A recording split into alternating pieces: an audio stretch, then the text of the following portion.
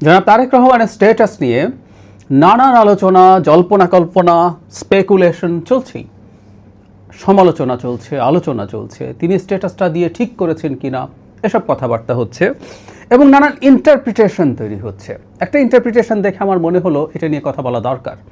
সেটা হচ্ছে কেউ কেউ ধারণা করছেন জনাব তারেক রহমান সম্ভবত রাজনীতি থেকে মাইনাস হয়ে গেছেন এবং সেই প্রসঙ্গে এই আলাপটা কেউ কেউ সামনে আনছেন ১/১১ সময়ে যে পরিকল্পনা ছিল -2, সেটা কি অবশেষে সফল হলো কিনা। শেখ হাসিনা তার সাঙ্গপাঙ্গ দলবল নিয়ে তো পালিয়েছেনই, এবার বাকি পরিবারটা, জিয়া পরিবারকেও মাইনাস করা হচ্ছে, এই ধরনের কথাবার্তা বলার চেষ্টা করছেন। কেন এই আলাপটা আসলো আসলে আমরা আবার একটু থলিয়ে দেখতে চাই, খতিয়ে দেখতে চাই। সেটা হচ্ছে তার বক্তব্যে, তারেক রহমান তার বক্তব্যে এমন কিছু কথা বলেছেন যেগুলো আসলে কিছু অস্পষ্টতা তৈরি করেছে, ক্লিয়ার করার চাইতে কিছুটা ধারণা দিয়েছে। একটা ক্লিয়ার মেসেজ ছিল, সেটা হলো তিনি যে দেশে আসছেন না সেটা তার একক সিদ্ধান্ত না, এটাতে পক্ষে নেওয়া সম্ভব না, এর সাথে আরও অনেকেই জড়িত আছে, অনেক, এটা কারা কি এটা তিনি বলেননি, ফলে স্পেকুলেশন হচ্ছে দেশের কেউ, দেশের বাইরের কেউ, এবং তিনি বলেছেন এটা খুবই সংবেদনশীল, স্পর্শকাতর, সেই কারণে তিনি এটার বিস্তারিত বলতে পারছেন না, ফলে স্পেকুলেশন হচ্ছে এবং অনেকে ধরেই নিচ্ছেন এটা কোনো না কোনো বিদেশি শক্তি। কেউ কেউ রীতিমতো আমেরিকার নাম বলছেন, লিখছেন তার সম্পর্কে, আমেরিকা উইকিলিক্সে কী বলেছে টলেছে ইত্যাদি ইত্যাদি। একটা কথা বেসিক জেনে রাখি আমরা, পৃথিবীতে কোনো পরাশক্তি, রিয়াল পরাশক্তি যদি হয়, আমি প্রায় কথাটা বলি, সে তার অতীত ধরে বসে থাকে না। পরাশক্তির ইগো থাকে না, ইগো থাকে না বলে সে পরাশক্তি হয়ে ওঠে। আমেরিকার কীভাবে ইগো থাকে না, ইগো সরিয়ে রেখে কাজ করে, বহুবার আলোচনা করেছি, আজকে সেদিকে যাচ্ছি না। কিন্তু এই আলাপটা কেউ কেউ করার চেষ্টা করছেন। এর সাথে আবার এই তথ্যের সাথে অনেকেই যোগ করছেন, জনাব সজীব ওয়াজেদ জয় কয়েকদিন আগে একটা ইন্টারভিউ দিয়েছেন, সেখানে তিনি বলার চেষ্টা করছেন যে কয়েকটা দেশ দুই দলেরই নেতৃত্ব পরিবর্তন করতে চায়। এটা ইউরোপ এবং আমেরিকার দেশগুলোকে তিনি ইন্ডিকেট করছেন। মানে আমরা অনেকে সজীব ওয়াজেদ জয়ের বক্তব্য কগনিজেন্সে নেওয়ার চেষ্টা করছি, নিয়ে আমরা এই ধরনের ইন্টারপ্রিটেশনের মধ্য দিয়ে যাচ্ছি। যদিও কনটেক্সচুয়ালি যদি দেখি, জনাব তারেক রহমান যেহেতু বলছেন সব কিছু তার হাতে নেই, তিনি একা চাইলেই সিদ্ধান্ত নিতে পারেন না, এদিকে আবার সরকার বলছে সব ঠিকঠাক আছে, তাহলে মানুষ এই প্রশ্নটা করছে। এখন তারেক রহমানকে কি মাইনাস করার চেষ্টা হচ্ছে, বা চেষ্টা যদি হয় সেই চেষ্টা কি সফল হবে, কি মনে করি আমরা? একটু ১/১১-তে ফিরে যাই। আমরা অনেকে ভুলভাবে বলি যে ১/১১-র উদ্দেশ্য ছিল শেখ হাসিনাকে ক্ষমতায় বসানো, কথাটা ঠিক না, এটা একেবারেই ভুল। ১/১১-র উদ্দেশ্য ছিল -2 মানে দুই দলকে দুই প্রধান থেকে না, দুই পরিবার থেকে মুক্ত করা। শুধু শেখ হাসিনা এবং খালেদা জিয়াকে মাইনাস করা না, দুই পরিবারকেই মাইনাস করে সেই দলকে অন্যান্য ব্যক্তির হাতে তুলে দেওয়া, সেই চেষ্টা দেখেছি আমরা। বলা বাহুল্য, সেই চেষ্টা যারা ওই সময় খোঁজখবর রেখেছি মনে আছে, বিএনপির ওপরে অনেক বেশি আক্রমণ হয়েছিল, বিএনপিকে দুই ভাগ করে ফেলাই গিয়েছিল প্রাথমিকভাবে, যদিও সেটা শেষ পর্যন্ত সফল হয়নি। সেটা সফল না হওয়ার পরে ১/১১ সরকার নেগোশিয়েট করতে যায়, তারা কিভাবে এক্সিট নেবে। শোনা যায় তারা প্রাথমিকভাবে বেগম খালেদা জিয়ার সাথে আলোচনা করতে গিয়েছিলেন, কিন্তু বেগম খালেদা জিয়া সেইটায় তাদের শর্তে সব কিছুতে অ্যাগ্রি করেনি। পরে শেখ হাসিনার সাথে আলোচনা হয়, শেখ হাসিনা অ্যাগ্রি করেন এবং ভারতের মধ্যস্থতা, বিশেষ করে তখন প্রণব মুখার্জি ছিলেন এই ক্ষেত্রে খুব বড় গুরুত্বপূর্ণ একজন মানুষ, তিনি এটা নিশ্চিত করেন এবং শেখ হাসিনা ক্ষমতায় আসে। কিন্তু যে কথাটা বলছিলাম, একটা পরিকল্পনা, একটা চিন্তা ছিল, মানে পশ্চিমাদের বিশেষ করে, এবং মজার ব্যাপার ভারতও সেটার পার্ট ছিল সেই সময়। ভারত যে শুরুতেই শেখ হাসিনার পক্ষে চলে গিয়েছিল তা না। এখন বিদ্যমান প্রেক্ষাপটে একটা পরিবারের মোটামুটি বলা যায় ধ্বংস হয়েছে, শেখ হাসিনা তো ফিরছেনই না, কোনো সম্ভাবনা নেই বাংলাদেশের রাজনীতিতে আবার গুরুত্বপূর্ণ হয়ে ওঠা। কিন্তু তার সন্তানরা বা তার বোন, তার বোনের সন্তানরা, তাদেরও রাজনীতিতে ফিরে আসা খুব সোজা না, খুব সোজা না, বেশ কঠিন। বাংলাদেশের মাটিতে তারা ওই পরিবারের কেউ ফিরে আসবেন, শেখ হাসিনা দূরেই থাকুক, এটা খুবই কঠিন ব্যাপার। ফলে শেখ হাসিনা পরিবার বা শেখ পরিবার একরকম মাইনাস হয়েছে, for the time being at least মনে হচ্ছে। এখন জিয়া পরিবারকেও মাইনাস করা হবে কিনা, যেহেতু আগের বার সেটাকে সফল করা যায়নি, এবার সফল করতে পারবেন, এই রকম আলাপ হতে পারে, বা কেউ কেউ বলছেন এটা করবেন। এটা সবচেয়ে বড় ফ্লটা হচ্ছে ১/১১ সময়ে কি চিন্তা কেউ কেউ করেছেন সেটা তারা এখনই ধরে রাখবে বর্তমান প্রেক্ষাপটে, নট নেসেসারিলি। যেই পরাশক্তি যারা যারা একসময় এটা মনে করেছিলেন যে, বা দেশের অভ্যন্তরে যেসব শক্তি একসময় এটা মনে করেছিলেন, তারা কি তা মনে করেন? মজার ব্যাপার, ১-১১ সময় দেশের সিভিল সোসাইটির একটা অংশ এটার পার্ট হয়েছিলেন, অথচ আমরা বাংলাদেশে এখন দেখি কোনোভাবেই বিএনপির নেতৃত্বকে ধ্বংস করতে হবে, সমস্যায় ফেলতে হবে, এ ধরনের কোনো ইঙ্গিতের আলাপও আসলে দেখি না। বরং দু একটা রাজনৈতিক দলকে আমরা দেখি তারা এই নেতৃত্বকে খুব সিরিয়াসলি কলঙ্কিত করার চেষ্টা করছেন, বিশেষ করে জনাব তারেক রহমানকে। সেটা হয়তো বা আছে, কিন্তু তারপরও বাংলাদেশের প্রেক্ষাপটে এটা করার চিন্তা কেউ করবেন বাইরের কোনো শক্তি আমার মনে হয় না। কারণ ওই যে বললাম যে তাদের একসময়কার যে চিন্তা ছিল, সেই জিওপলিটিক্যাল বা ইন্টারন্যাশনাল পলিটিক্সের সেই যে প্রেক্ষাপট, সেই প্রেক্ষাপটটা এখন আর ক্রিয়াশীল না। সেটা যদি ক্রিয়াশীল না থাকে তাহলে আর এসব আলাপের কিছু নেই। পৃথিবীতে অসংখ্য উদাহরণ আছে কারো প্রতি একসময় কোনো নেগেটিভ অ্যাটিটিউড রাখা কেউ খুব অল্প সময়ের মধ্যে বা কিছুটা বেশি সময় যাওয়ার পর প্রত্যেকের মিত্রে পরিণত হচ্ছেন, আবার মিত্র শত্রুতে পরিণত হচ্ছেন। পুরনো কথা যে আসলে ইটার্নাল কোনো বন্ধুত্ব বা শত্রুতা বলে কিছু নেই, ইন্টারেস্টই শেষ কথা। সুতরাং ভবিষ্যতে যে বিএনপি যদি ক্ষমতায় আসে, সেই বিএনপির সাথে কোনো ধরনের আন্ডারস্ট্যান্ডিং বা নেগোসিয়েশন পরাশক্তিগুলোর হবে না, সেটা বলা কঠিন। এটা হবে না মনে করার কোনো কারণ নেই, সেটা হতেই পারে। আর তাত্ত্বিকভাবে যদি ধরে নেই যে এই ধরনের একটা প্রচেষ্টা করা হলো বাংলাদেশের অভ্যন্তরে, যে জিয়া পরিবার থেকে মুক্ত, বেগম খালেদা জিয়া খুবই অসুস্থ হয়ে আছেন, তিনি আর কতদিন বাঁচবেন সেটা নিশ্চিত নয়। জনাব তারেক রহমান আসতে পারলেন না, তার পরিবারের অন্যদেরকে আসতে দিলেন না, এবং বাকি মাইনাসটা আওয়ামী লীগ তো মাইনাস, শেখ পরিবার তো মাইনাস হলোই। সেই চেষ্টা করে কি সফল হবে? আমি মনে করি একেবারেই সম্ভব না। কেউ যদি সে খোয়াবো দেখে থাকে, সেটা কোনোভাবেই কার্যকর হবে না। মানে বিএনপির যে পরিমাণ লোকবল আছে, জনবল আছে, সাংগঠনিক শক্তি আছে, তারা যদি মাঠে নামে এটার প্রতিবাদে, এটা ঠেকানোর সাধ্য এই এক্সিস্টিং পুলিশ বা ইভেন সেনাবাহিনীকে দিয়েও সম্ভব না। কারণ হচ্ছে শেখ হাসিনার পরে এই অল্প সময়ের মধ্যে শেখ হাসিনার বিরুদ্ধে যেভাবে জনগণের বিরুদ্ধে, শেখ হাসিনার বিরুদ্ধে যখন জনগণ নেমেছিল, তখন যেভাবে বিভিন্ন বাহিনী ব্যবহার করা হয়েছে, সেই বাহিনী আবার একই রকম পরাক্রমে শক্তিতে নির্বিচারে গুলি চালিয়ে মানুষ মারবে, এটা হতেই পারে না। সুতরাং বাংলাদেশে ওই ধরনের চেষ্টা যদি কেউ করতে যায়, সেটা যে রিয়াকশন হবে, সেই রিয়াকশন সামাল দেওয়া আসলে কোনো সম্ভব না। কোনো বিদেশি শক্তি যদি এটা চায়ও, তাকে দেশি শক্তির মাধ্যমেই সেটা দমন করতে হবে। পুলিশ করার মতো অবস্থাতেই নেই। সেনাবাহিনী আছে, সেনাবাহিনী ধরে নির্বিচারে গুলি চালাবে জনগণের ওপরে? বিএনপির নেতাকর্মীরা যদি রাস্তায় নেমে যায়, উদ্ভট কথা, হাস্যকর কথা, আমার মনে হয় না। সে কারণে আমি কোনোভাবেই মনে করি না তারেক রহমানকে, প্রথমত আমি মনেই করি না যে কোনো পরাশক্তি মনে করছেন যে তারেক রহমানকে মাইনাস করে দেয়া যাবে বা করতে তাদের ইচ্ছে হয়। তারা তারেক রহমানের সাথে, তিনি যে এই দলের প্রধান, এই বাস্তবতা তারা মেনেই কাজ করবেন বলে আমি মনে করি। আর যদি কোনো কারণে তাদের মনে হয় তারা এটা করবেন, এই চেষ্টা করবেন, সেটা খুব দ্রুতই তারা ফিল করবেন তারা কত বড় ডিজাস্ট্রাস সিদ্ধান্ত নিয়েছেন। এটার ব্যাপারে আমি শতভাগ কনফিডেন্ট। তবে কোনো বিদেশি শক্তি যদি তার প্রত্যাবর্তনের প্রশ্নে কোনো রোল প্লে করার চেষ্টা করে, নেগেটিভ অর্থে বলছি, সেটা হয়তো তার সাথে কোনো না কোনো ইস্যুতে, কোনো আন্ডারস্ট্যান্ডিংয়ের ব্যাপারে তারা চেষ্টা করছেন, একসাথে কাজ করেনি। আবারও বলছি, বাংলাদেশের মাটিতে চায়না, আমেরিকার মতো দুই পরাশক্তি কাজ করতে চায়, ভারত আছে রিজিওনাল শক্তি, প্রত্যেকের একটা ইন্টারাকশন আছে, প্রত্যেকের সেটার একটা ইকুইলিব্রিয়ামের প্রশ্ন, সেটা আগেই হয়তো কোনো আলোচনা করে থাকতে পারেন, আমি নিশ্চিত নই। আবারও বলছি, সেরকম কিছু, এর বেশি কিছু মোটেও না। বাংলাদেশের রাজনীতিতে তারেক রহমান থাকবেন, তার শক্তি নিয়ে থাকবেন, তিনি যেভাবে এতদিন ধরে দলকে নেতৃত্ব দিয়েছেন, সেটা তিনি ভবিষ্যতেও করে যাবেন। এই ব্যাপারে আমার ন্যূনতম কোনো দ্বিধা নেই। আরেকটা ব্যাপার নিয়ে একটু কথা বলবো, আর একটা আলাদা ভিডিওতে। অনেকে এখন এই সংকটের মুখে কথা বলার চেষ্টা করছেন যে দেশের নির্বাচনই অনিশ্চিত হয়ে পড়ছে। আমি দুঃখিত, আমি মোটেও মনে করি না। নির্বাচন সময় মতো হবে এবং মোটা দাগে একটা ভালো নির্বাচনই হবে। আলাদাভাবে সেটা নিয়ে আমার যুক্তি ব্যাখ্যা করব। বেগম খালেদা জিয়ার অসুস্থতার খবরের সাথে সাথে একই সাথে তার সন্তান জনাব তারেক রহমান দেশে ফিরছেন না কেন, কবে ফিরবেন, এই আলোচনা ভীষণ ডালপালা মেরেছিল, তর্ক বিতর্ক হয়েছে। এমনকি জনাব তারেক রহমানকে একটা স্ট্যাটাস দিয়ে তার কিছু সমস্যার কথা জানাতে হয়েছে। গতকাল সর্বশেষ অবস্থা দেখে মনে হচ্ছে তিনি অচিরেই দেশে ফিরছেন। সেটা মনে করার যথেষ্ট কারণ আছে, আর সেটা নিয়ে কথা বলতে চাই। তার আগে বেগম খালেদা জিয়ার আসলে শরীরের অবস্থা কেমন সেটা নিয়ে একটু কথা বলা দরকার। তিনি ভেন্টিলেশনে আছেন কিনা এটা নিয়ে গতকাল সারাদিন ডিবেট হয়েছে। কেউ কেউ বলছেন ভেন্টিলেশনে, কেউ কেউ বলেছেন লাইফ সাপোর্ট, ফুল লাইফ সাপোর্টে আছেন, নানা রকম কথাবার্তা।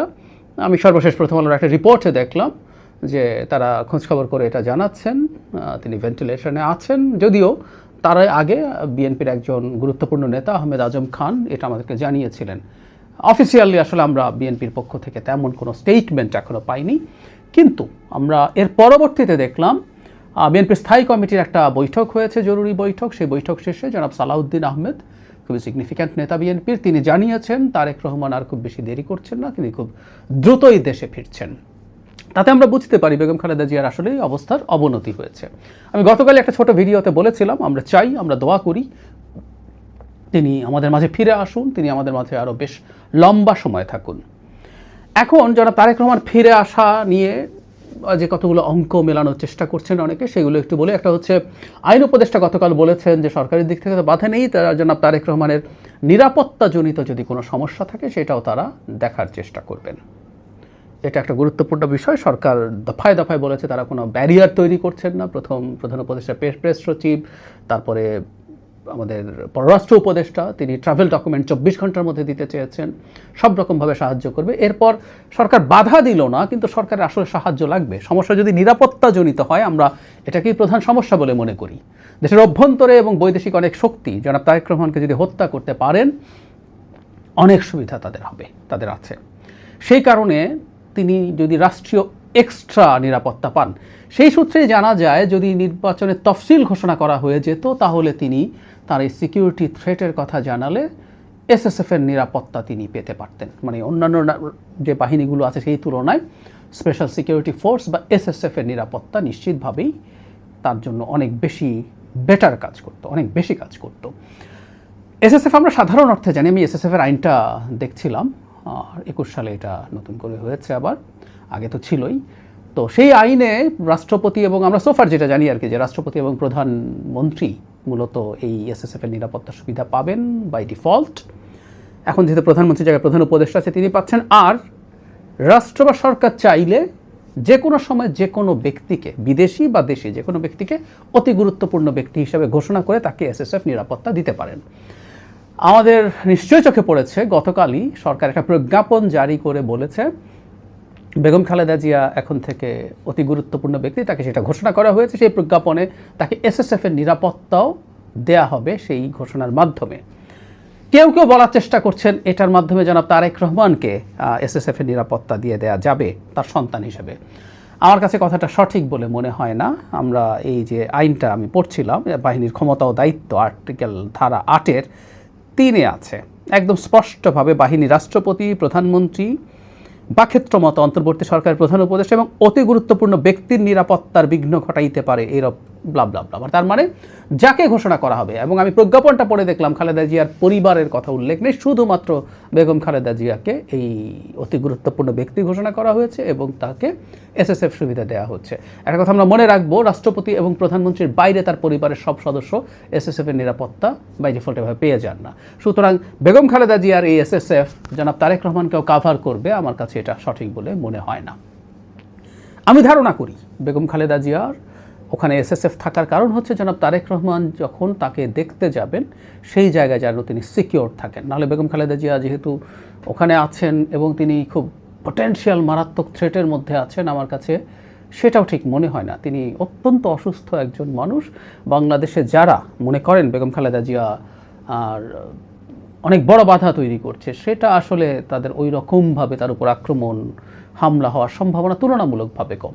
এই কারণে জনাব তারেক রহমান, আমি যতদূর বুঝতে পারি, তাকে এসএসএফ নিরাপত্তার জন্য আলাদাভাবে অতি গুরুত্বপূর্ণ ব্যক্তি ঘোষণা করতে হবে। সরকার সেই কাজটা হয়তো করবে, আমি আবারও বলছি নিশ্চিত নই। এটা তফসিল হয়ে গেলে তখন তার জন্য এইটা পাওয়া সহজ হয়, বা তার আগেও এটা ইনফ্যাক্ট যে কোনো সময় করতে পারে, এটা তফসিলের সাথে সম্পর্ক নেই। আমি আইনটা পড়লাম, সরকার যে কোনো সময় ঘোষণাটা করতে পারে। সো আমি ধারণা করি যে এসএসএফের নিরাপত্তা যদি তিনি পাওয়ার পরে তার জন্য দেশে সিকিউরড অবস্থায় থাকা সম্ভব হবে। তিনি সম্ভবত এটার অপেক্ষাই করছিলেন। অবশেষে এটার মাধ্যমে আমরা বলতে পারি যে তিনি বলছিলেন যে এটা এককভাবে তার হাতে না, তার মানেটা হচ্ছে আমাদের প্রধান যে অনুমান ছিল যে তিনি নিরাপত্তা ঝুঁকিতে আছেন, আসলেই আছেন। আমাদের এই মাটিতে বেনজির, এই উপমহাদেশের মাটিতে বেনজির ভুট্টোর ঘটনা দেখেছি। বিদেশ থেকে ফিরে তিনি হত্যাকাণ্ডের শিকার হয়েছিলেন। তারেক রহমানের প্রচুর শত্রু আছে, দেশের ভেতরে দেশের বাইরে, নানা শক্তি আছে।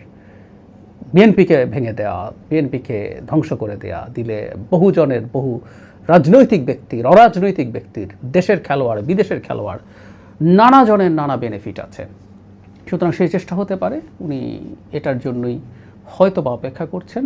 তবে এটুকু মোটামুটি নিশ্চিতভাবে বলা যায় শেষ পর্যন্ত তিনি খুব বেশি সময় নেই আর আসছেন। কেউ কেউ বলতে পারেন যে দলের পক্ষ থেকে বহুবারই বলা হয়েছে তিনি অচিরেই আসছেন, এই মাসে আসছেন, ওই মাসে আসছেন।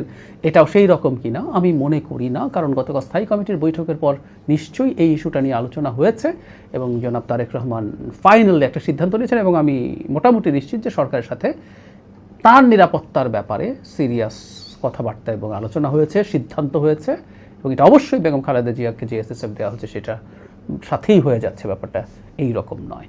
আমরা আশা করি তিনি দেশে ফিরে আসবেন অচিরেই। এই ফিরে আসাটা অবশ্যই, বারবার বলছি, সব কিছু যদি সিকিওর থাকে তাহলেই তার আসা উচিত হবে। সব সিকিওর করে আসুন এবং আমাদের ভবিষ্যৎ গণতান্ত্রিক ট্রান্সফরমেশন যেটা আমরা চাইছি সেটার জন্য বিএনপি যেভাবে গুরুত্বপূর্ণ হয়ে উঠেছে, এই দলটার ডিফ্যাক্টো চেয়ারপারসন, উনি ভারপ্রাপ্ত চেয়ারম্যান হলে উনি আসলে বহুদিন থেকে মূল দায়িত্ব পালন করছেন। তার থাকা যে অনিবার্যতা আছে সেটা ক্রমাগত বাড়ছে। নানা রকম আশঙ্কা, নানা রকম ষড়যন্ত্রের কথা আমরা শুনি। তিনি দেশে আসার সাথে সাথে আমরা বিশ্বাস করি সেগুলো প্রায় সব কিছুই উবে যাবে। বেগম খালেদা জিয়ার অবস্থা ভালো না বলতে আমরা এভাবে বলবো যে আগের চাইতে খারাপ হয়েছে। তিনি এবার যখন হসপিটালে ভর্তি হলেন তখনই খুব খারাপ অবস্থায় চলে গিয়েছিলেন, তারপর কিছুটা স্থিতিশীল অবস্থা ছিল। আজ সকাল থেকে যেসব খবর আমরা বিভিন্ন সূত্রে দেখছি এবং এই সম্পর্কে জানেন এমন মানুষজনের কাছ থেকে যেসব তথ্য পাচ্ছি, এখন অফিসিয়ালি জানানো না হলেও তার অবস্থা আগের চাইতে খারাপ হয়েছে।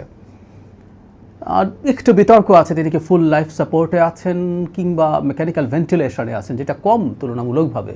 মেকানিক্যাল ভেন্টিলেশনও যদি তাকে দেয়া হয়, তার শ্বাসকষ্ট আছে আমরা জানি, তার অনেক রকম জটিলতা আছে, তার শরীরে পানি চলে এসছে এবং সেটার কারণে শ্বাস প্রশ্বাসের সমস্যা ছিল, ইনফেকশন আছে।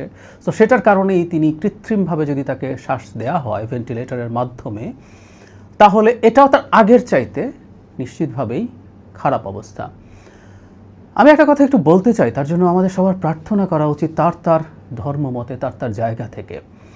বেগম খালেদা জিয়ার আসলে নিজের আর কিছু পাওয়ার নেই। আমার স্বার্থপরের মতো আমি বলতে চাই, বেগম খালেদা জিয়াকে আমাদের দরকার, এই দেশের দরকার, এই দেশের গণতন্ত্রের জন্য দরকার। খুব স্বার্থপরের মতো বলছি। তিনি পরিণত বয়সে পৌঁছে গেছেন এবং তিনি যখন চলে যাবেন তখন দেখবেন কি অকল্পনীয় একটা রেসপেক্ট নিয়ে তিনি যাচ্ছেন। সারা জীবন একটা বর্ণাঢ্য সংগ্রাম লড়াইয়ের জীবন আছে, কষ্ট আছে, আত্মত্যাগ আছে। টপ লিডাররা বহু সময় আত্মত্যাগ করেন না, তিনি করেছেন। আমরা এগুলো নিয়েও কথা বলবো পরে। প্রতি ধাপে ধাপে তিনি তার জীবনকে আত্মত্যাগ করেছেন। সো সর্বোচ্চ সম্মান নিয়ে যাবেন। এদেশের ইতিহাসে, এদেশের গণতন্ত্রের লড়াইয়ের ইতিহাসে স্বর্ণাক্ষরে তার নাম লেখা থাকবে। ওনার পাওয়ার কিছু নেই, আবারও বলছি, পাওয়ার আসলে আছে আমাদের। কেন?